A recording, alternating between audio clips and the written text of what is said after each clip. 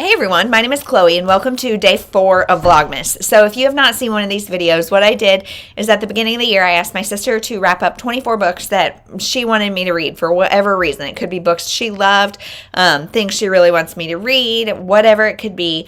She could pick anything. I have no idea. I gave her no suggestions. My mom did this for me the past 2 years, so I will link those playlists down below. But my sister knows my reading taste pretty well, and her and I read similar in a lot of ways, but dissimilar in other ways. So I'm really curious. And she said a lot of these she has not read. So today is January 28th. It is birthday party day for my almost 5-year-old. She's 5 on the 30th, and I actually see my sister and her family just pulled up. So I'm going to go ahead and open this, and yeah, we'll update more about life later because today is party day and we are very excited.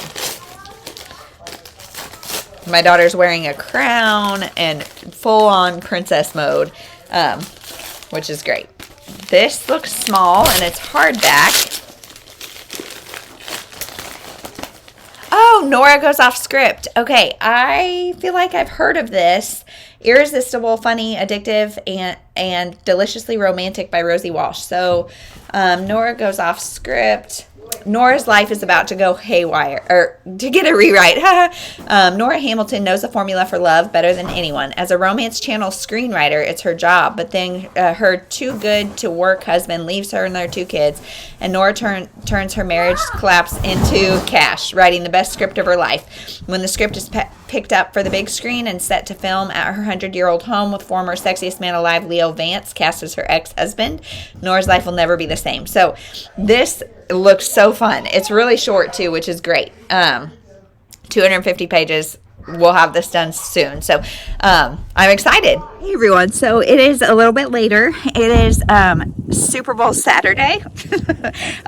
Since the Chiefs are in the Super Bowl and I live in Kansas City, it is a full weekend event. And Chiefs always, there's a thing called Red Friday. So on Fridays you wear red if they play on Sundays. And so it's always a full weekend event, but this one especially.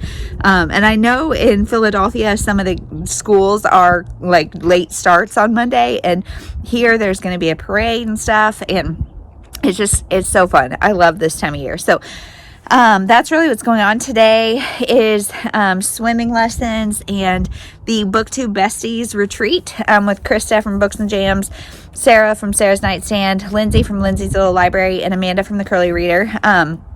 So it's just like a 24-hour Zoom, and so I'm trying to be on that as much as possible. But so that started last night at 7, and we were just talking about reading and stuff, and it like got me so motivated that I read the entirety of Nora Goes Off Scribd last night. It's also a really short book and a really easy book, and my kids didn't sleep. So all those things combined, I read the whole thing last night, and like I don't know what to rate it. I think I'm going to give it 3.5 stars because this is about a screenwriter. She writes movies for a Hallmark-esque like romance channel. And she writes this one about her actual real-life marriage dissolving. And it's a lot deeper and darker and heavier. And so her agent, like, you know, options it to a bigger film, like, production company. I don't know anything about what I'm talking about, and so she makes this into like a bigger film. Well, so this mega star actor plays her husband, and they come to film at her house for 2 or 3 days. And so it's her relationship with that guy. And I felt like I listened to the audiobook, and I stopped multiple times to make sure I wasn't getting like the abridged version, because them falling in love was like, wait, what? Like, why is he staying there? Where did these feelings come from? We were very much told, not shown. And so that part was like, not like, I just didn't feel it. And yet now finishing the book, because of course there's a conflict and then things get resolved. You know, I would say this really toes the line between women's fiction and romance. And I think the point is more, her coming to terms with her divorce and coming to terms with like who she is as a mother of 2 and what she wants and that kind of stuff. If so, then that's a women's fiction to me. If the point is her happily ever after with this guy, then maybe it's a romance. I don't know. It really, really fuzzy gray line there. But so I there's a miscommunication. And after finishing it, I'm like, gosh, that was really cute. And I really liked that. Like, I really liked our main character for some reason. And really, like, kind of identified with her as a writer. I'm not a writer, but, like, if I ever were to write, it would be something of my own story. And that's kind of what she's doing. And she discusses, like, the vulnerability of that versus, like, the good storytelling she can do. You know, I don't know. It was an interesting conversation. And, so I just wish we would have gotten more of them falling in love and, like, more authenticity in their relationship, because, like, once it was established, I felt like they had really good, like, times of connection, really good everything that, like, made me believe it. But, like, how did we get there? Why did he stays at the house, and why does he stay at the house? Like, I didn't get enough of that for me. But it was cute. I like the way it all resolved. The conflict is definitely just a lack of communication, which drives me insane.